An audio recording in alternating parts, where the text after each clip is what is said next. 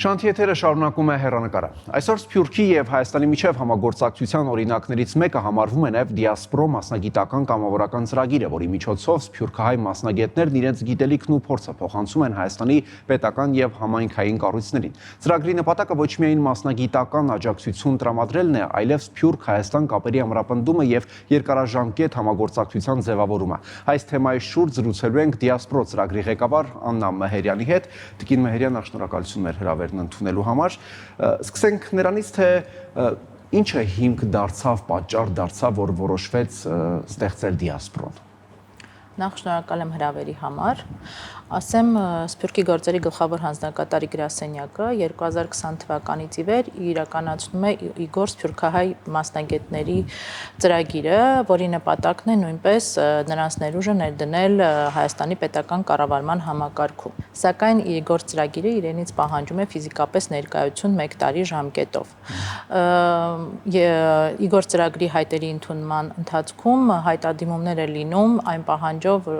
որ կարող ենք on-line տարբերակով, առցանց տարբերակով կամ կարճաժամկետ իրականացնել կամավորական այլ ծրագիր։ Այդ դիմումների հիման վրա ստեղծվել է դիասպորո ծրագիրը, որը մեր սփյուռքահայ մասնագետներին հնարավորություն է տալիս մասնակցելու Հայաստանի պետական եւ տեղական ինքնակառավարման մարմիններում իրականացվող աշխատանքներին։ Նրանք իրենց խորհրդատվական փորձի փոխանակում են իրականացնում մեր պետական մարմնում։ Ես ճիշտ եմ հասկանում, այսինքն այս կերպ նաև Սփյուռքի հանձնակատարի գրասենյակը փորձում է, որ այն ներուժը, որը նկատվում է դրսում, մեր հայրենակիցների շրջանում մասնագիտական ներուժը, բերել եւ այդ ներուժը իրացնել նաև Հայաստանում պետական կառույցներում։ Այո, նրանց մասնագիտական փորձը, միջազգային փորձը շատ օգտակար է կիրառել Հայաստանի Հանրապետության աշխատանքներում պետական համակարգի եւ միակ ծրագիրներից է Իգոր ծրագրից հետո, որը հնարավորություն ունի տալիս մեծ սփյուռքահայ մասնագետներին ներգրավել պետական համակարգի աշխատանքներում։ Այսինքն տեսնել իրականացվող աշխատանքները, նրանց ուղղությունները, ինչպես են իրականացվում եւ համեմատելով միջազգային փորձի հետ ստանալ այլ արդյունք։ Հետաքրքիր է մեր Սփյուռքի հայրենակիցների շրջանում այդ կամավորության դրսևորումներն ինչպես են տեղի ունենում, այդ ակտիվությունը որքանով կա։ Իգորցի մասով տարիներ շարունակ դա իրականացվել է, քանի որ սա երկրորդ տարին է իրականացվում, այսինքն դուք նկատել եք, որ կար ակտիվություն եւ նկատեցիք, որ առաջին տարվա ամփոփումը ցույց տվեց, որ սա պետք է ունենա շարունակություն, որտեղ կա ցանկությունը դրսում այդ ներուժը իրացնելու։ Իրականում հաշվի առնելով բազմազան խնդիրներ, այդքան էլ մեծ չէր սպասումները կամավորական հիմունքներով աշխատանքի նկատմամբ պետական համակարգում, սակայն այսօր ունենք բավականին մեծ արդյունք։ Դրա հիմքով մենք շարունակական ենք համարում դիասպորո ծրագիրը եւ այս տարի նույնպես դեկտեմբերի 8-ին հայտարարություն ենք ներկայացրել մեր սփյուռքահայ մասնագետներին, որպեսզի նրանք հնարավորություն ունենան 2026 թվականին նույնպես իրականացնել այդ աշխատանքները։ Սակայն այս տարի մի փոքր ուղղությունները փոխել են, քանի որ 2025 թվականին ուղղությունները ընդամենը 4-ն էին, դա ուղղակի պիլոտային ծրագիր էր, որի հիմքով ուզում էինք տեսնենք ինչպեսի արդյունքներ կարող ենք ունենալ։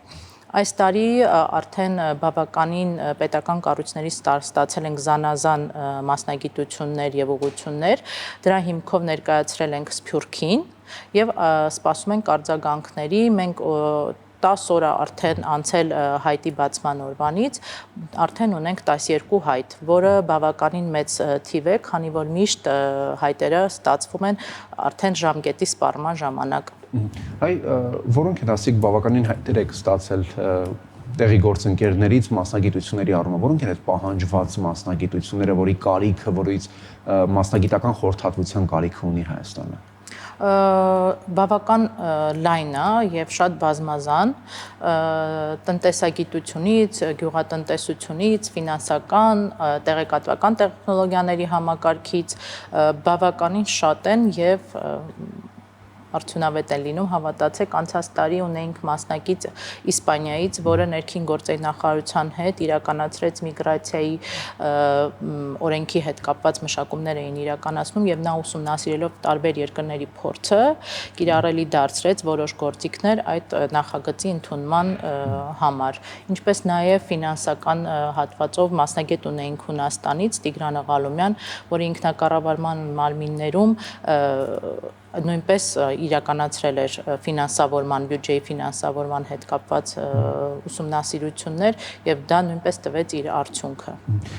Ինչպես է որոշվում, ով կարող է մասնակցել, այդ չափանիշներ, չափորոշիչներ կան սահմանված, թե ով դիմեց կարող է մասնակցել օրինակ, եւ որ երկրներից են, որ ավելի ակտիվ են։ Իրականում սահմանափակումներ այդպիսի չունենք, պետք է զուտ ունենան աշխատանքային մասնագիտական փորձ եւ տարիքային սահմանափակում չունենք, իսկ երկրները լինում են Ամերիկայի մացանակներից, Եվրոպայից, Կանադայից, բավականին երկրների առումով շատ լայն աշխարհագրություն ունենք։ Այն հետաքրքիր է, այստեղ ավելի շատ նաեւ կարեւոր է թե որքան տարիների փորձ ունի, թե նաեւ այդ մոտիվացիան է կարեւոր։ Կարծում եմ երկուսն էլ շատ կարևոր է եւ մոտիվացիան եւ մասնագիտական փորձը եւ շատ կարևոր է որպեսզի նրանք ուսումնասիրած լինեն Հայաստանի Հանրապետության պետական համակարգը որոշ չափով, որպեսզի կարողանան համադրել եւ արդյունք ստանալ, քանի որ կան միջազգային աշխատանքների մեջ այնպիսի գործիքներ, որ Հայաստանի Հանրապետության համար կիրառելի չեն կամ կրկնվող կլինեն։ Օրինակ, եթե որևէ մեկը որոշեց գալիս է այստեղ կամ այդ մասնակիցների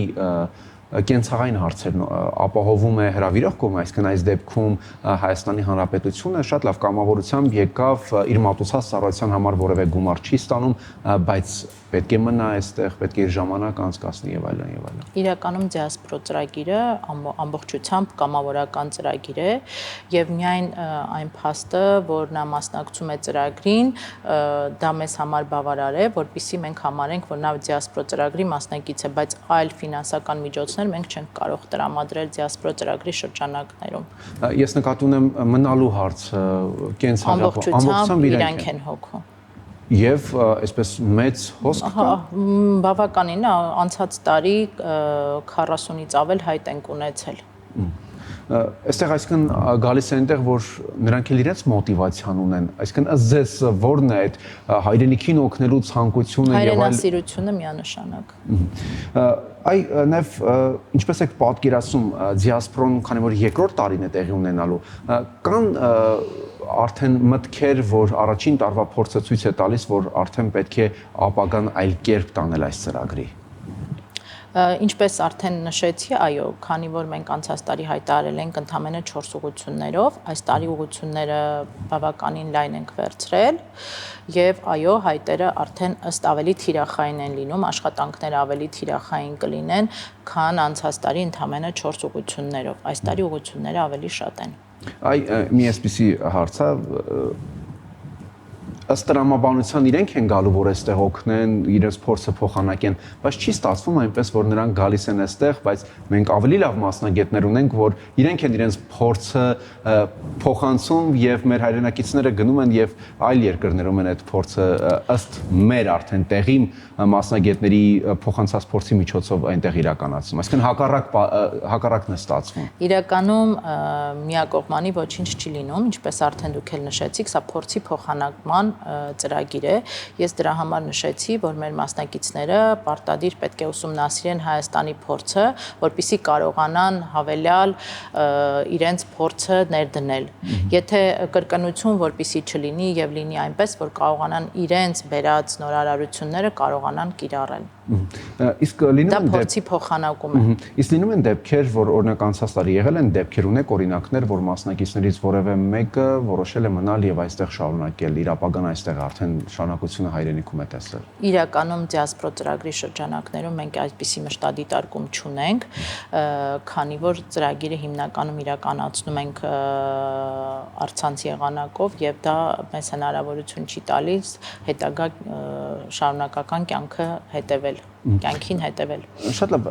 այդ դեպքում ինչ են շահում այդ մասնակիցներն, ովքեր միանում են ծրագրին։ Իրենք էլ փորձ են շահում Հայաստանի պետական համակարգում կամավորական կամ ֆիզիկապես ներկա գտնվելը, այդքան էլ ոնց որ այլ յուրաքանչյուր երկրում հեշտ բան չի եւ դա հնարավորություն է իրենց ներսից տեսնել ինչպես է գործում Հայաստանում պետական համակարգը։ Եթե անդրադառնանք արդեն բովանդակությանը ծրագրի, ինչ հիմնական փուլեր կամ բաղադրիչներ ունի։ Հիմա ինչպես արդեն նշեցի, հայտադիմումների ընդունման փուլն է։ Չէ, առհասարակ։ Ես նկատի ունեմ ոչ թե հիմա ինչ փուլում է, այլ ընդհանրապես ծրագիրը ինչից է բաղկացած։ Միայն գալիս են այստեղ նստում միասին աշխատում, թե դա ծրագիրը փուլեր ունի, որտեղ որ ըստ փուլերի անցնում են։ Իրականում բոլոր ընդունելության փուլերը անցնելուց հետո մասնակիցներ հիմնականում դա լինում է on-line տարբերակով, ոչ թե off-line տարբերակով, նրանք տվյալ կառույցի մասնագետների հետ քննարկում են այն ծրագիրը ու այն կետերը, որի շրջանակներում պետք է իրականացվեն հետագա աշխատանքները։ Մեր մասնակիցներին Սփյուռքահայ տալիս են կոնկրետ ինչ-որ ծրագիր, որի վրա ցանկանում են աշխատանքներ իրականացնել։ Դա իրականում որևէ ժամանակային սահմանափակում չունի։ Երբ որ աշխատանքը վերջացնում է, ինչ-որ արդյունքներ է լինում, հետադարձ կապ են հաստատում, եռակողմ կապ ենք հաստատում եւ արդեն ծանոթանում ենք արդյունքներին, քննարկում են, միգուցե արդյունքները բավարար չեն լինում, դեռ շարունակական է լինում, միգուցե Հայաստանում կիրառելու համար ինչ-որ գործիքներ են հավելյալ անհրաժեշտ լինում եւ այդպես շարունակվում է աշխատանքները, դրա համար ասում ենք դիասպրոն շարունակական ծրագիր է։ Այսինքն չկա կոնկրետ տեղողության ծրագրի 6 ամիս է 1 տարի է, ինչքան որ իրենց արժև դրված խնդիրը որքան ժամանակում կարողացան իրացնել։ Այդ դեպքում ես ճիշտ եմ հասկանում, որ նաև կամավորության սկզբունքով է ընտրվում գալ տեղում այդ փորձի փոխանակումն իրականացնել, թե on-line տարբերակով։ Այո, ինչպես նշեցիք, արդեն դա իրենից հավելյալ ֆինանսական ծախսեր է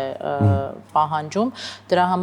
նաև բոլոր մասնակիցները ունեն իրենց աշխատանքը արտերկրում, այդ պատճառով, եթե դա արձակուրդի ժամանակ չի ընկնում, նրանք իրականացնում են ամբողջ աշխատանքները on-line տարբերակով։ Իսկ որոնք են առհասարակ ծրագրի իրականացման ընթացքում հանդիպող հիմնական խոչընդոտները։ Ճիշտ է, սա իրականացվում է պետական մակարդակով, բայց պետական մակարդակով իրականացող ծրագրերն էլ իրենց խնդիրներն են, չէ՞, ունենում դժվարությունները, հատկապես եւ դրանք առնչվում են դրսի հետ։ Մշակութային տարբերություններն են, գործառավոճի, տարբեր աշխատանքային տարբեր մոտեցումներն են, որը միգուցե պետական համակարգում կիրառելի չի, որովհետեւ հիմնականում մեր մասնակիցները մասնավոր հատվածից են լինում եւ պետական համակարգում իրենց առաջարկած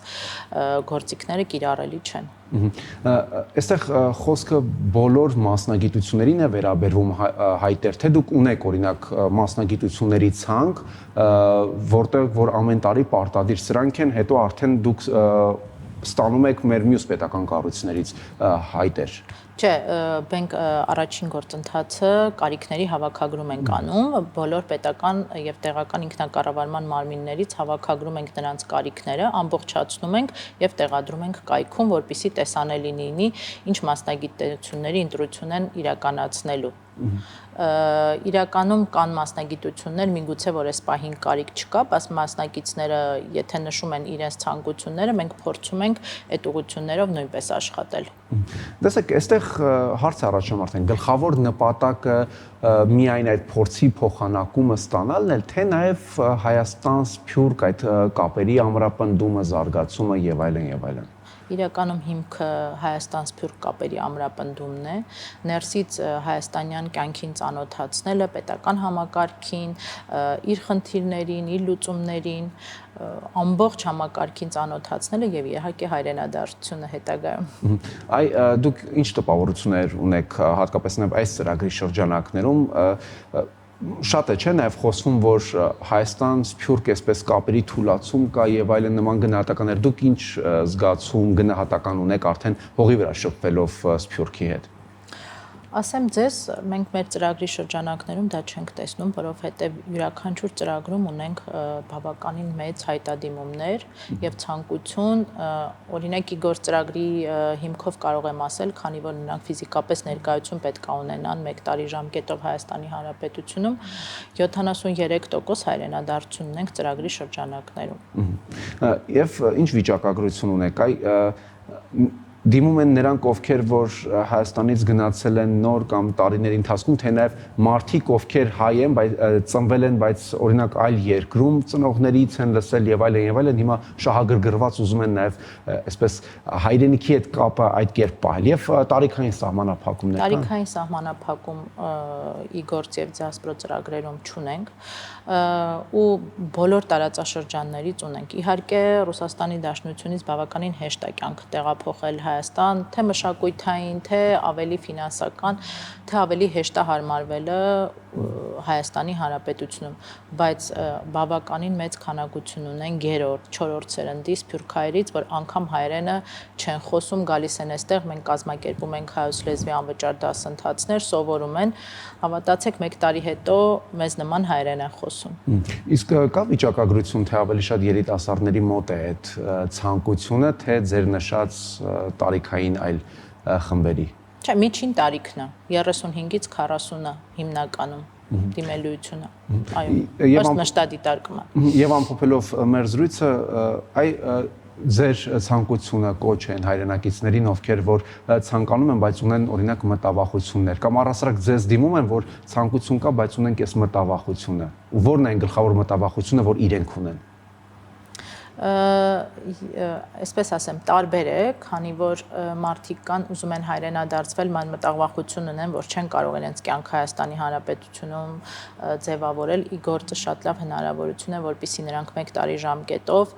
տեսնեն Հայաստանի կյանքը ներսից, իսկ կամավորական դիասպորա ծրագիրը նույնպես, քանի որ նրանք կարճաժամկետ կարող են նույնպես իրենց աշխատանքներից չկտրվելով նույնպես ծանոթանալ եւ հայրենադարձվել, եթե իրենց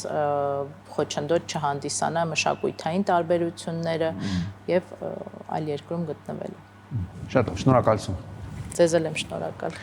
Հեռանկարում դիասպորա ծրագրի ղեկավար Աննա Մեհերյանն էր։